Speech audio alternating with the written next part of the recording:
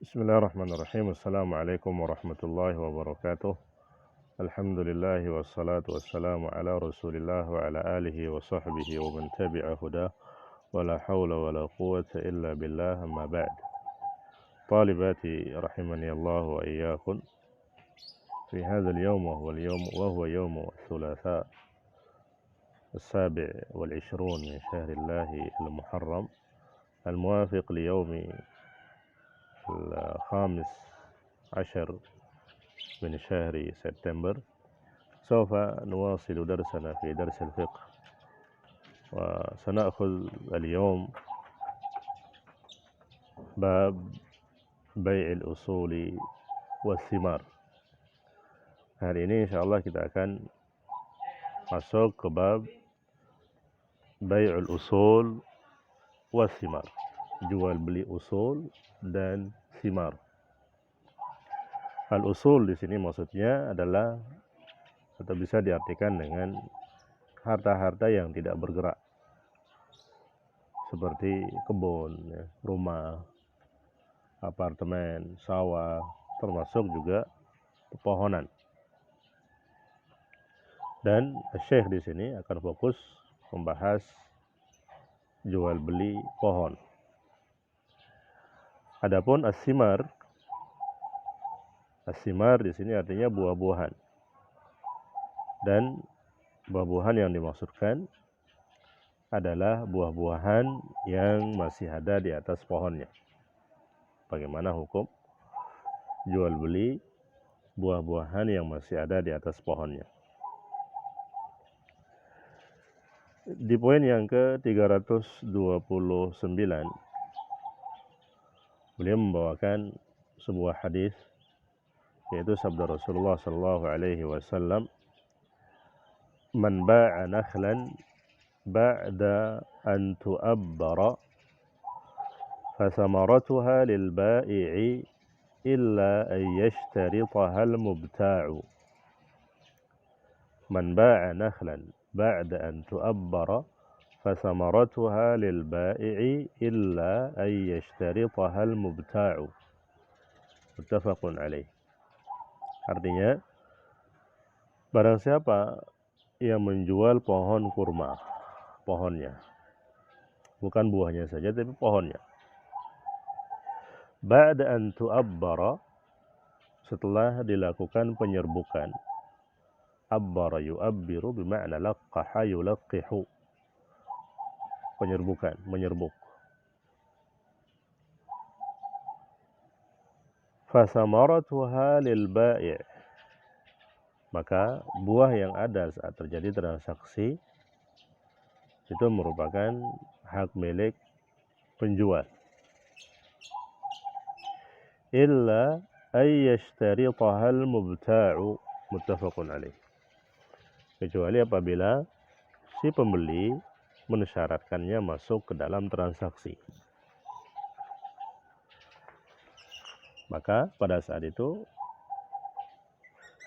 ketika si penjual, si pembeli memasukkan buah yang ada itu masuk dalam transaksi, kemudian disetujui oleh si penjual, maka buah yang ada merupakan hak milik si pembeli. Hal ini berlaku untuk pepohonan yang lain selain kurma. Ketika dijual dan saat terjadi transaksi, pohon tersebut sudah berbuah, maka buah yang ada saat terjadi transaksi tersebut itu merupakan hak milik si penjual, sebagaimana yang dijelaskan di poin 330, 331, dan 332. Kesimpulannya itu.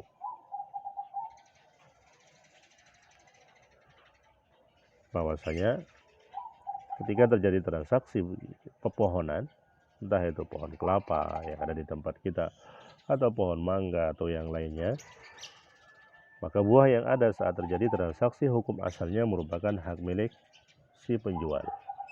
Kecuali apabila si pembeli memasukkannya ke dalam akad. atau kecuali juga si penjual yang memasukkannya ke dalam akad.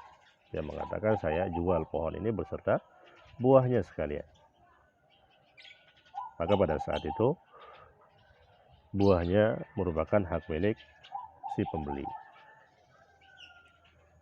Ini kesimpulan dari poin yang pertama, yaitu yang berkaitan dengan bai'ul usul, jual beli usul.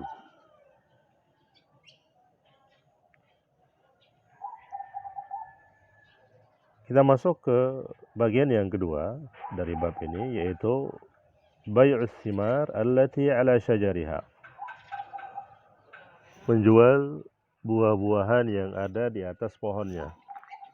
Di sini saya kasih ringkasan sedikit, semoga jelas tulisannya. Bai'us thimar allati ala syajariha, menjual buah-buahan yang ada di atas pohonnya. Menjual buah-buahan yang ada di atas pohonnya.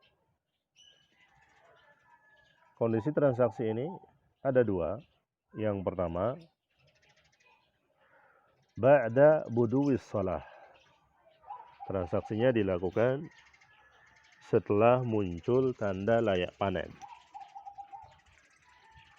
Transaksinya dilakukan setelah buah tersebut sudah layak panen, sudah tua, sudah matang.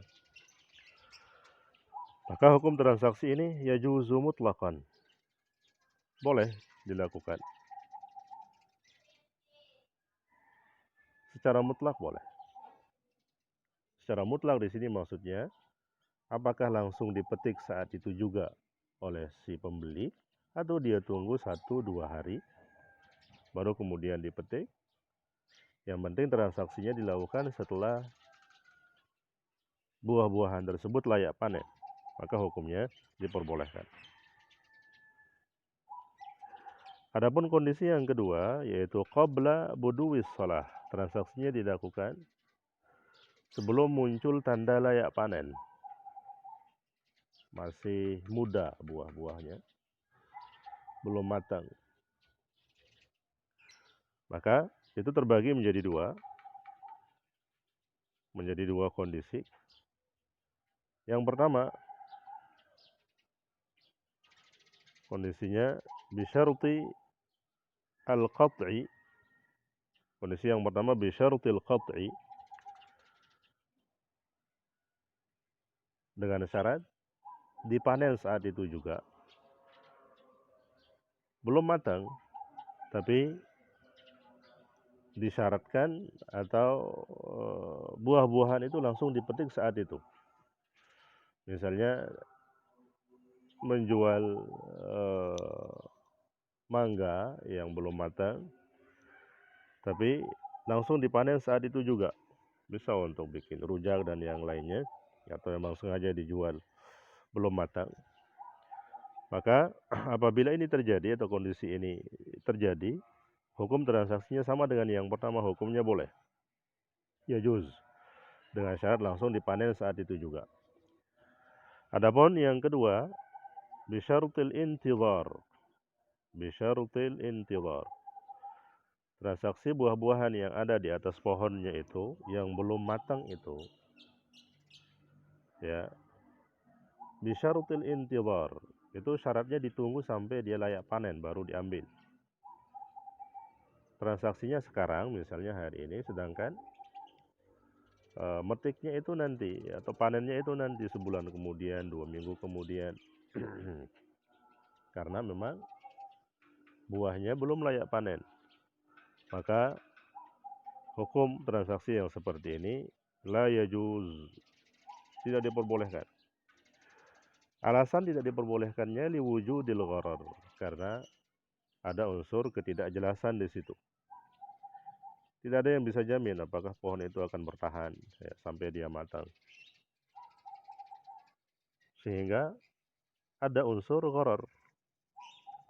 Dan jual beli gharar itu tidak sah sebagaimana yang sudah kita jelaskan pada pertemuan-pertemuan sebelumnya. Ini dia kesimpulan tentang bai'us thimar allati ala syajariha. jual beli buah-buahan yang ada di atas pohonnya. Apabila sudah matang, sudah layak panen, maka hukumnya boleh secara mutlak. Mau langsung dipetik saat itu juga atau ditunggu sehari 2 hari kemudian dipetik, boleh. Adapun apabila dilakukan transaksinya saat pohon tersebut atau buah-buahan tersebut belum layak panen, masih muda, maka dilihat apabila langsung dipetik saat itu juga, maka hukumnya boleh. Namun apabila ditunggu sampai dia layak panen baru dipetik, maka ini tidak diperbolehkan karena ada unsur ghararnya. Nah, kemudian kita baca kitabnya, kita ke poin 333. Wa naha Rasulullah sallallahu alaihi wasallam an bai'is thimari hatta yabdu salahuha. Nahal bai'a wal mubta'a. Rasulullah sallallahu alaihi wasallam melarang menjual buah-buahan yang masih ada di pohonnya, maksudnya hatta yabdu salahuha, sampai muncul tanda layak panennya.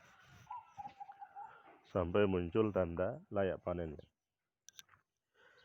Nahal bai'a wal mubta'a. Nabi melarang penjual dan juga pembeli. Dan ini berlaku apabila transaksinya yang pertama dilakukan sebelum muncul tanda layak panen, kemudian dengan syarat ditunggu sampai dia matang layak panen seminggu, 2 minggu, dan seterusnya. Poin berikutnya 334, wa su'ila an salahiha